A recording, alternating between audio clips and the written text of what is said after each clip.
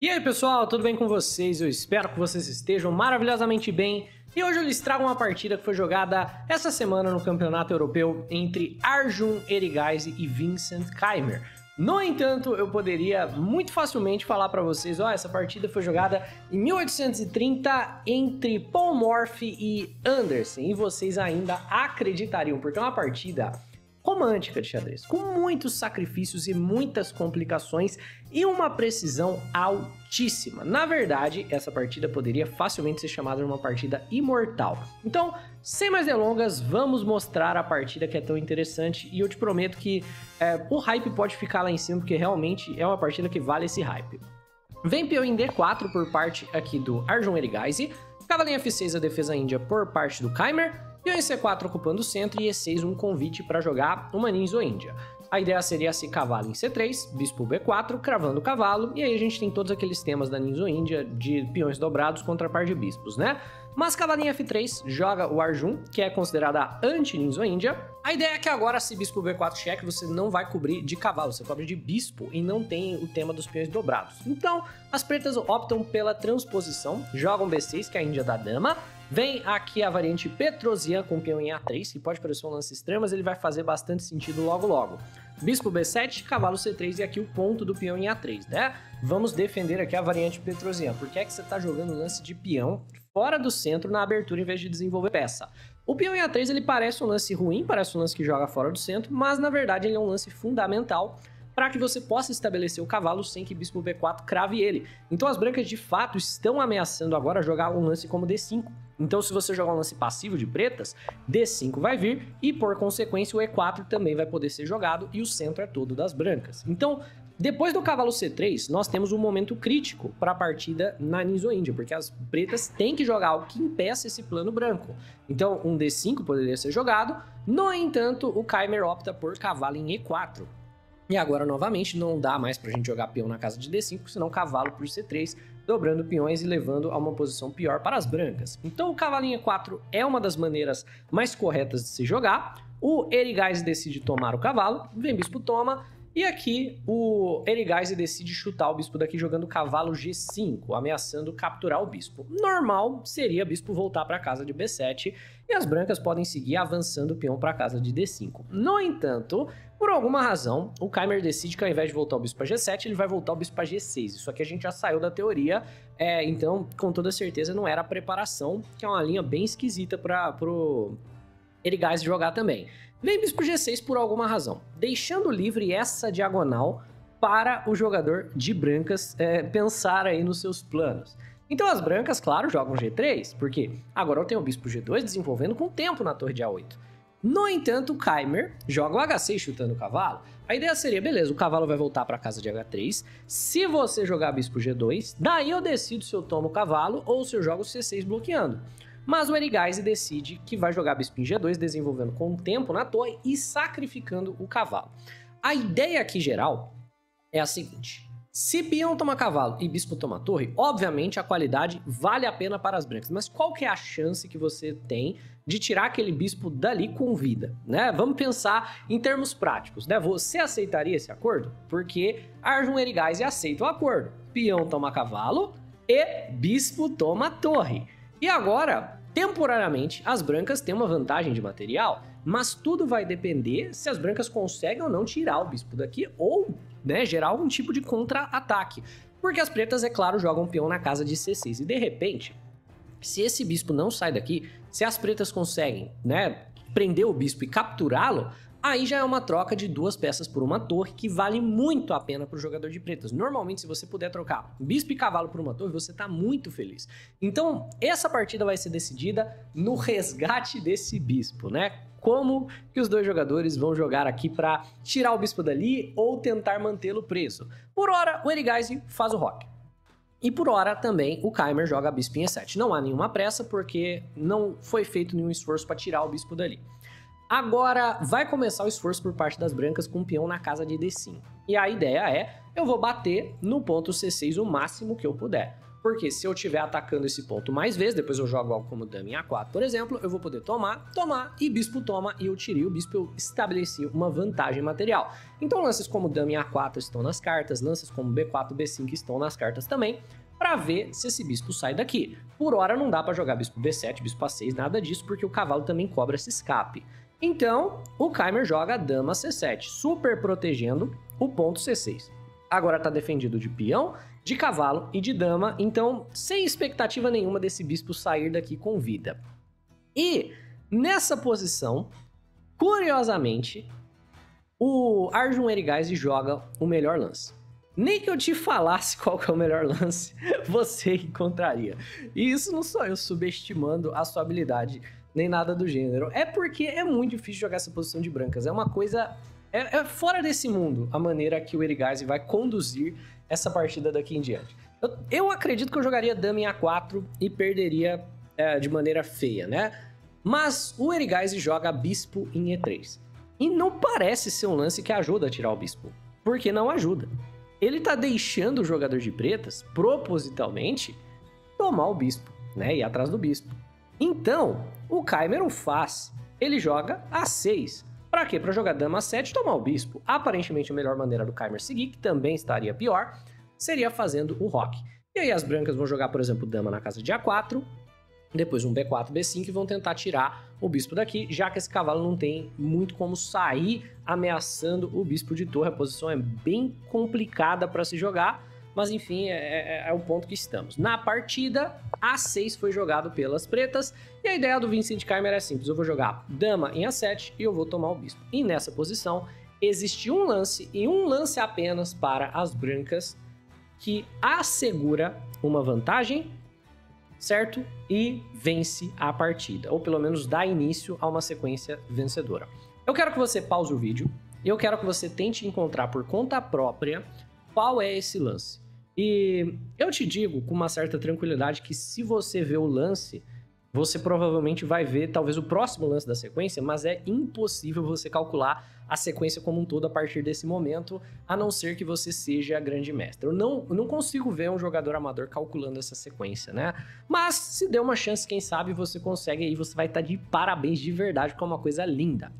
Nessa posição, o único lance vencedor é dama em D4. Mas o que isso faz para salvar o bispo? Na verdade, isso gera uma contra-ameaça, né? A contra-ameaça é sob o peão da casa de G7. Então, se dama em A7, dama por G7 com tempo na torre. E se você defender G7, né? Aí eu tenho dama por B6 e agora sim eu consegui tirar o bispo dali. Então, é claro, dama em A7 do Keimer indo atrás do bispo e assegurando que ele vai ter a sua vantagem material. Mas dama por G7 por parte do Erigaisi, pressionando a torre em F8 e agora? Beleza, veio torre em F8 e agora? Conseguiu pegar o peão que você tanto queria, conseguiu o seu tempo na torre, mas agora o seu bispo tá caindo. O que você vai fazer acerca disso, né? Como que você vai dar sequência nisso daqui? Tem duas linhas vencedoras para as brancas nessa posição. A primeira linha da máquina é a linha que foi jogada na partida e é bonito. A segunda linha da máquina é absurda. E é uma linha muito bonita. Como a posição pede, eu vou mostrar as duas linhas, a que foi jogada e a que não foi. Vamos começar pela que não foi. O lance da máquina é deixar esse bispo cair, não tá nem aí. Ele vai jogar torre de F em D1. E a ideia de jogar torre de F em D1 é o quê? Avançar o peão de D.